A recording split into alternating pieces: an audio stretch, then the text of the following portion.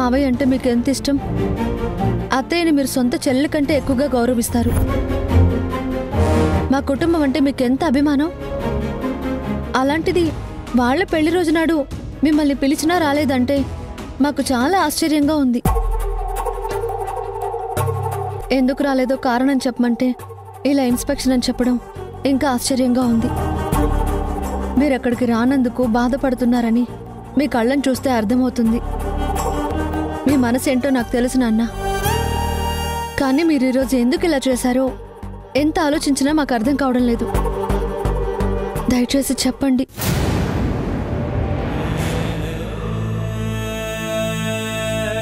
ఏం చెప్పనమ్మా? నేను అక్కడికి రానందుకు నేనెంత బాధపడ్డానో, నాకుంది ఎంత బరువు ఎక్కిందో నాకు మాత్రమే తెలిసిన విషయం అమ్మా. కానీ నేనక్కడికి రాకపోవడానికి ఒక కారణం ఉంది. ఎంతో ఇష్టమున్న వాళ్ళు దూరమైనా సరే మళ్ళీ దగ్గరవుతారు అంటే ఆ మమకారం గుండెల్లోంచి తన్నుకొస్తుంది.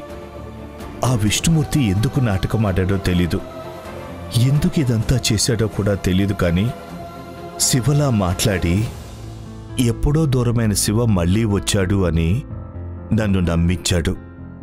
అంతా మన దురదృష్టం. ఆ రోజు ఏం జరిగిందో ఎలా జరిగిందో శివ వల్ల ఒక పొరపాటు జరిగింది. నా చెల్లెమ్మ కుటుంబానికి నష్టం జరిగింది. ఆ తర్వాత చెప్పే అవకాశం కూడా లేకుండా వాడు ఇల్లొదిలి వెళ్ళిపోయాడు. ఇన్నేళ్ల తర్వాత వాడు మళ్ళీ తిరిగొస్తాడని తెలిసినప్పుడు ఈ తండ్రి మనసు కొడుకు గురించి ఎంతగా ఆలోచించిందో ఎవరూ ఊహించలేరు. అదంతా ఒక నటన, ఒక దుర్మార్గుడు ఆడిన నాటకం అని తెలిసినప్పుడు నేను తట్టుకోవడానికి ఎంత కష్టపడ్డానో కూడా మీరెవరూ ఊహించలేరు. నేనింకా ఆ బాధ నుంచి బయటికి రాలేకపోతున్నాను. మీరంతా అక్కడ సంతోషంగా ఉన్నారు. ఇవాళ నా చెల్లెమ్మ, నా ప్రాణ స్నేహితుడు మనో పెళ్లి రోజు కాబట్టి నేను ఆనందంగా ఉండాలనే కోరుకున్నాను. మా ఇంట్లో మీరు లేకుండా ఆనందం ఉండదు మావయ్య. మీరు వస్తేనే ఆనందం కొంచెమైనా పెరుగుతుంది. అంతేకాని మీరు మాకు దూరంగా ఉంటే అక్కడ మేమెవ్వరం సంతోషంగా ఉండలేం. నాన్న ఎంత ఫీల్ అయ్యారో మాకు తెలుసు కాబట్టి మేము ఇప్పుడు వచ్చాం. నాకు తెలుసు వాడి మనసేంటో, నా చెల్లెమ్మ మంచితనమేంటో, వాళ్ళిద్దరి గొప్పతనమేంటో నాకు బాగా తెలుసు. కానీ నేను ఈ బాధలోంచి బయటపడలేకపోతున్నాను. అక్కడికొచ్చి నేను ముభావంగా ఉన్నా, నేను బాధగా ఉన్నా మీరందరూ బాధపడతారు. ఆనందంగా ఉండాల్సిన ఆ ఇంట్లో అందరూ నన్ను చూసి బాధపడడం నాకిష్టం లేదు. కాబట్టే నేను అక్కడికి రాలేకపోతున్నాను. దయచేసి అర్థం చేసుకోండి. నాన్న,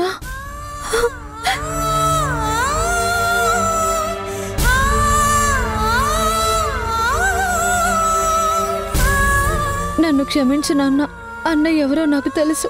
పార్దు అన్నయ్య మీ కొడుకు అన్న నిజాన్ని మీకు చెప్పలేకపోతున్నాను. అన్నయ్య ఏ తప్పు చేయలేదు నాన్న. ఆ రోజు అనుకోకుండా ఆ సంఘటన జరిగింది. దానివల్ల అన్నయ్య చిన్నతనంలో ఇంట్లోంచి వెళ్లిన తర్వాత ఈ నిజాన్ని బయట చెప్పలేక తనలో తాను ఎంతో మదన పడుతున్నాడు. ఏ ఇంటికైతే అన్నయ్య వల్ల అన్యాయం జరిగిందో అదే ఇంటికి ఈరోజు అల్లుడిగా మారి వాళ్లతో కలిసి అనుబంధాన్ని పెంచుకుంటున్నాడు. పెద్ద కొడుకు లేని లోటు తీరుస్తున్నాడు. కానీ ఇప్పుడు ఈ నిజాన్ని మీతో కానీ ఎవరితో నేను పంచుకోలేకపోతున్నాను నాన్న. మీ కొడుకు మీ కళ్ళ ముందే ఉన్నా మీరు తెలుసుకోలేకపోతున్నారు. విష్ణుమూర్తి దీన్ని అలసుగా చేసుకుని మిమ్మల్ని ఇంత బాధ పెట్టాడు. నా కొడుకుని ఊర్మిళ ఎప్పటికీ క్షమించలేను అని చెప్పేసింది.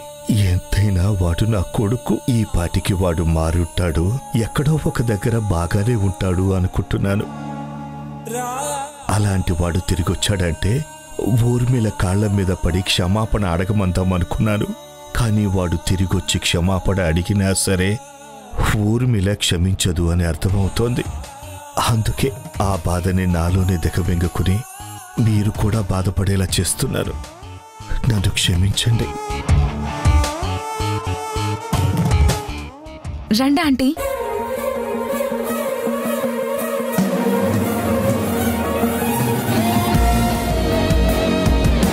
చెల్లెమ్మా, మీకు అంకుల్ కి పెళ్లి రోజు శుభాకాంక్షలు. థ్యాంక్ యూ రాము. చెల్లెమ్మా, అది అన్నయ్య, ముందు మీరు మా ఇద్దరిని ఆశీర్వదించండి.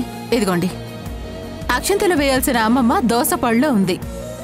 మీరు ఏ కారణం చేతో రాలేకపోయారు, అది నేను ఊహించగలను. అందుకే ఇదిగోండి, ముందు మమ్మల్ని ఆశీర్వదించండి. నిండు నూరేళ్లు చిలక గోరింకల్లా కలిసి శివపార్వతుల్లా సంతోషంగా ఉండటమ్మా. నేను రాకపోవడానికి కారణం ఏమిటంటే, రేయ్, నాకు తెలుసురా, పొద్దున్నే ఫోన్ చేస్తే గానీ నువ్వు ఫోన్ చేయలేదు. నేను ఫోన్ చేసి రమ్మన్నాను. వీడు రమ్మంటే నేను రావటం ఏంటని నువ్వు అనుకున్నావు, అంతే కదా? అలా కాదురా, మీ వెడ్డింగ్ డేకి విష్ చేయకపోవడం నా తప్పే. నేను మర్చిపోవడానికి కూడా ఓ బలమైన కారణం ఉంది. అసలైనా మీ పెళ్లి రోజు నేనెందుకు దూరంగా ఉంటాను? అలా ఉన్నాను అంటే చూడండి అన్నయ్య, జరిగిందేదో జరిగిపోయింది. దాన్ని తలుచుకుంటూ మనసులో మీరేం పెట్టుకోవద్దు. ఒకప్పుడు ఇలా లేనిపోని అపోహలతోనే మన రెండు కుటుంబాల మధ్య చాలా పెద్ద అగాధం ఏర్పడింది.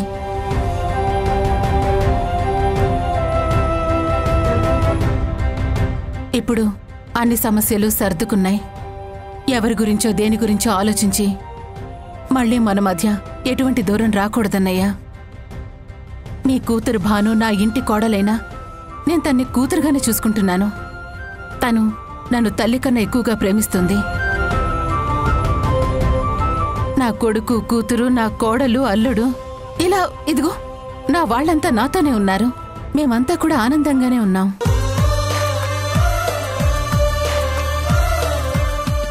ఈ సమయంలో వదిన కూడా మనతో ఉంటే బాగుంటుందని చెప్పి ఎన్నోసార్లు అనుకున్నాం. మీరు మాకెప్పటికీ పరాయవాళ్లు కాదన్నయ్యా. బంధుత్వాన్ని మించిన బంధం మనది, ఆత్మీయతలని మించిన అనురాగం మనది. అలాంటి మీరు బాధపడితే చూస్తూ మేము ఎలా ఊరుకుంటాం చెప్పండి? చూడండి, మీరు మనసులో దేని గురించి ఆలోచించకండి. ఇంకెప్పుడు కూడా మా అందరికీ మీరు దూరంగా ఉండాలన్నటువంటి ఆలోచన కూడా మీకు రావద్దు. మీ మనసుల్ని బాధ పెట్టినందుకు ఐఎమ్ సారీ. నన్ను క్షమించండి. ఇదంతా నా వల్లే జరిగింది. నేను కొడుకుని తెలియకపోవడం వల్లే కదా మీరంతా ఇంతలా బాధపడుతున్నారు. నేనే శివాన నిజాన్ని చెప్పేస్తే ఏం జరిగితే జరుగుతుంది. మహా అయితే నా మీద కోపం పెరుగుతుంది. కానీ మీరంతా బావుంటారు కదా. నన్ను చూడకుండానే అమ్మ వెళ్ళిపోయింది. ఆ పాపమే నాకు శాపంగా మారి అమ్మ చివరి చూపులు కూడా నాకు దక్కలేదు. ఇప్పుడు నా వల్ల మీరందరూ కూడా బాధపడ్డం కరెక్ట్ కాదు.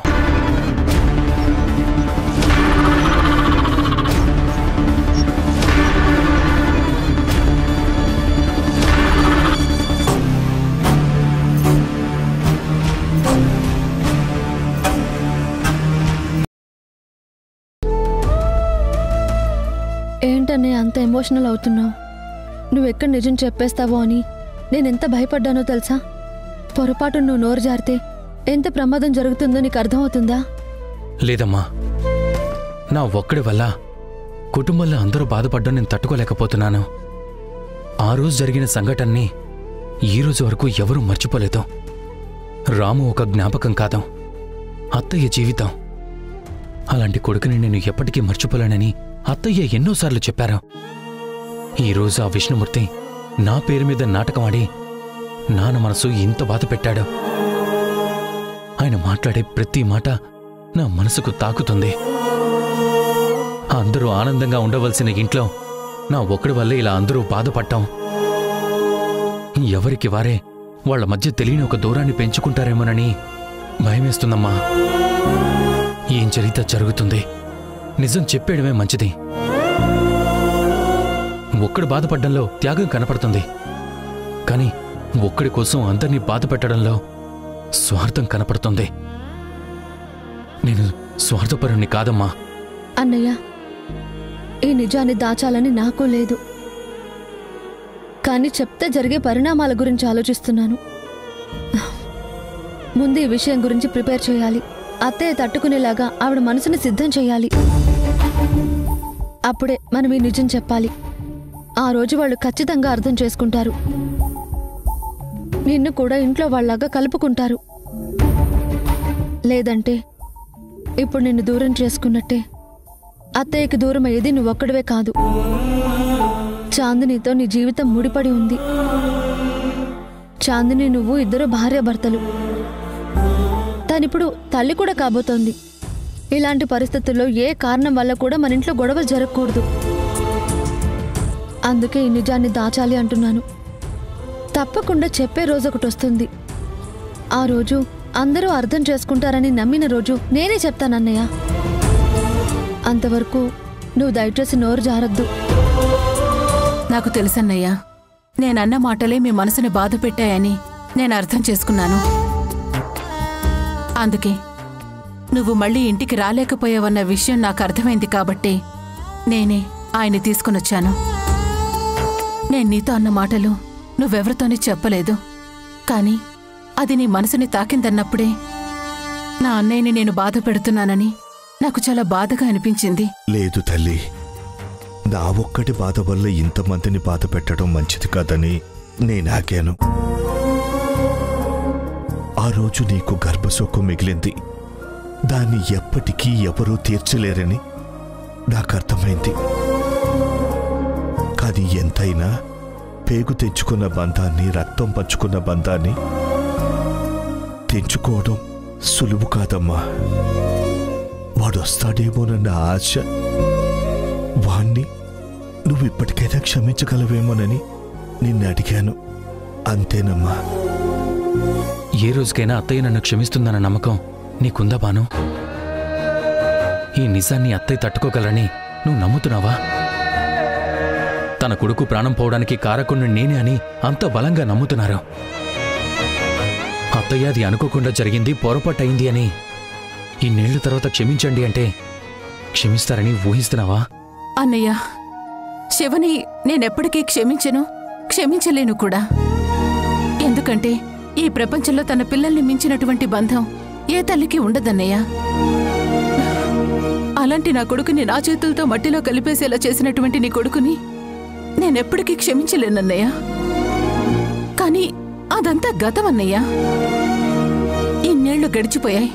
శివచాడ ఎక్కడుందనేది ఎవరికీ తెలియకుండా పోయింది. ఎప్పుడో మనకి దూరమైనటువంటి శివ గురించి ఇప్పుడు మన మధ్య మనస్పర్ధలు పెంచుకోవడం అనేది, మనం బాధపడడం అనేది ఎంతవరకు కరెక్టో మీరే చెప్పండి. ఒక్కసారి మీరే ఆలోచించండి. చూడండి అన్నయ్య, భాను మా ఇంటి కోడలైంది. తనని మేం కళ్ళల్లో పెట్టి చూసుకుంటున్నాం. కార్తిక్ తనని మా ఇంటి మహారాణిలాగా మీ కూతుర్ని చూసుకుంటున్నాడు. మన కుటుంబాల మధ్య అంత పెద్ద బాండింగ్ అనేది ఉంది. మన మధ్య ఎలాంటి ఆంతర్యాలు లేవు. నాకు కష్టం వస్తే మీకు కన్నీళ్ళొచ్చాయి, మీకు సమస్య వస్తే ఆ బాధ మాకు తెలుస్తుందన్నయ్య. అంత అన్యోన్యంగా కలిసిపోయినటువంటి కుటుంబాల మధ్య ఎప్పుడూ మనకి దూరం అయిపోయినటువంటి ఆ శివ గురించి ఎందుకన్నయ్యా? కొన్ని నిజాల్ని మర్చిపోలేమని తెలిసినా మనం మర్చిపోవాలన్నయ్య. నా కొడుకు చనిపోయాడు, ఎప్పటికీ తిరిగి రాడు అని తెలిసినా నేను దాన్ని మర్చిపోలేకపోతున్నాను. అలా అని అదే బాధతో నేను బతకట్లేదు కదా. కానీ గుర్తొచ్చినప్పుడు మాత్రం నేను తట్టుకోలేకపోతున్నానన్నయ్య. మీరు శివ టాపిక్ తీసుకురాకపోయి ఉంటే ఇదిగో ఈ మాటలే మన మధ్య వచ్చుండేవి కాదు. చూడండి, ఒక్కటే అన్నయ్య, ఇప్పుడు మీరు ఆలోచించవలసింది భాను గురించి. మేమందరం ఆలోచించాల్సింది మీరు ఒంటరిగా ఎలా ఉంటారు అని.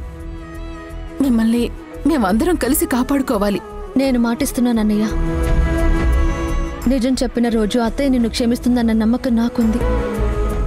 ఆ రోజు ఎప్పుడొస్తుందా అని నేను కూడా ఎదురు చూస్తున్నా. అమ్మ కంటే ఎక్కువ ప్రేమను చూపిస్తున్న చెల్లెమ్మ దొరకటం ఏదో జన్మలో చేసుకున్న పుణ్యం. ఏంట్రా అన్నా చెల్లెళ్ళిద్దరూ మీటింగ్ పెట్టారు? ఏముంటిదిరా, ఆడపిల్ల పుట్టింటికి వచ్చినప్పుడు తన మనసులో విషయాలు ఆ అన్నతో కానీ తండ్రితో కానీ చెప్పుకుంటుంది. నా చెల్లెమ్మ నాతో చెప్పుకుంటోంది, నేను నా చెల్లెమ్మకి చెప్పుకుంటున్నాను. మీ అన్న చెల్లెలు బాగానే మాట్లాడుకుంటున్నారు. ఇంకో అన్న చెల్లెళ్ళు ఉన్నారు కదా, వాళ్ళు ఎక్కడ ఉన్నారు? ఇక్కడే ఉన్నారు కార్తీక్. అదిగో అక్కడ మాట్లాడుకుంటున్నారు. బాను, పదన్నయ్య.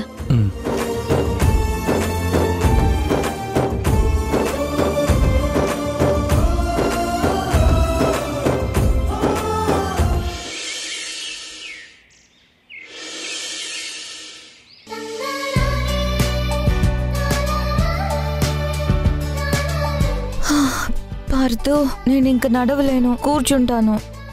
ప్లీజ్ చాంద్రి, నా కోసం ఇంకొక 10 నిమిషాలు నడు. ఎర్లీ మార్నింగ్ ఇలా బయట నడవడం వల్ల మంచి ఆక్సిజన్ వస్తుంది. ఆ సన్ రైజ్ నీ మీద పడుతున్నప్పుడు విటమిన్ డి కూడా వస్తుంది. ఇది లోపల పెరుగుతున్న బేబీకి మంచి బూస్టింగ్ ఇస్తుంది, డాక్టర్ గారు చెప్పారు కదా. అందుకే ప్లీజ్ నా కోసం కొంచెం నడు.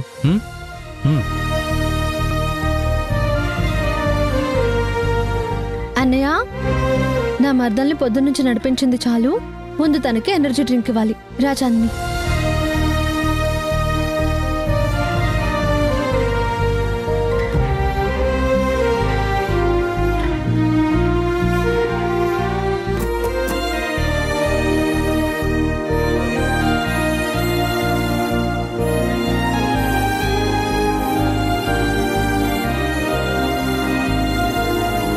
తాగు.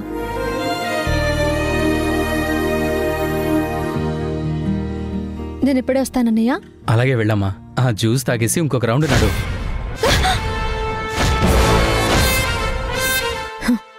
ఏయ్, ఎవరు నువ్వు? ఏంటి పిచ్చి పిచ్చిగా ఉందా? మా వారిని పిలిచారంటే నీ అంత చూస్తారు. నిన్ను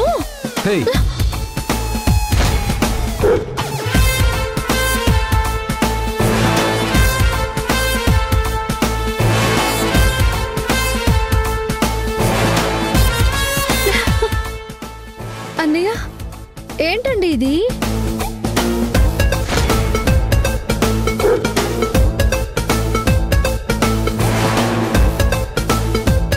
ఏంటి బాను, హెల్మెట్ పెట్టుకుంటే నువ్వు నన్ను కూడా గుర్తుపట్టవా? మీరెప్పుడు ఇలా బైక్ మీద రావడం చూడలేదు కదా, ఎవరో అనుకున్నాను. అయినా ఏంటి వేషం? ఇది వేషం కాదు బాను, ప్రస్తుతం ఇదే ట్రెండ్. ఇప్పుడు మన ఇద్దరం లాంగ్ డ్రైవ్కి వెళ్తున్నాం, వెళ్దాం పదా. ఏంటి, ఇప్పుడు మనం బైక్ మీద వెళ్దామా? నాకు ఇంట్రెస్ట్ లేదు, మీరే వెళ్ళండి. ప్లాన్ చేసిందే నీ గురించి అయితే నువ్వు రానంటావేంటి? నువ్వు వచ్చి తీరాల్సిందే, వెళ్దాం పదా. కార్తీక్ అంతలా అడుగుతుంటే నువ్వు వెళ్ళంటావేంటమ్మా? వెళ్ళు. లేదన్నయ్య, నాకు ఇంట్లో చాలా పనుంది. అయినా అత్తయ్య వాళ్ళకి చెప్పకుండా ఇలా మేము బయటకు వెళ్ళడం ఏంటి? నాకు అలా నచ్చదు, నేను వెళ్ళనన్నయ్య. ఏంటి బాను, కార్తీక్ అంతలా అడుగుతుంటే రాను అంటున్నావు? కార్తీక్ ఈ డ్రైవ్ గురించి మాకు ముందే చెప్పాడు. అయినా తను హ్యాపీగా తీసుకువెళ్తాను అంటే ఆనందంగా వెళ్ళాలి, కానీ వెళ్ళను అంటావేంటి? వెళ్ళు బాను. చెప్పాను కదా నేను వెళ్ళనని. వెళ్ళను అంటే వెళ్ళను. అన్నయ్య, వదిన అలాగే అంటుంది, కానీ నువ్వు బైక్ స్టార్ట్ చేసుకొని రెడీగా ఉండు. వదిన నేను 2 minutes లో రెడీ చేసి తీసుకొస్తాను. చెప్తాను. అయ్యో పద. అది కాదు.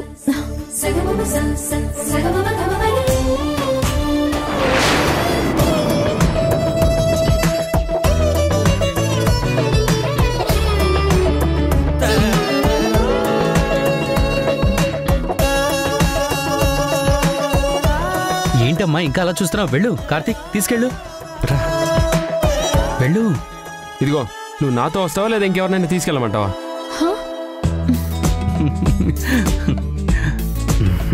బాయ్.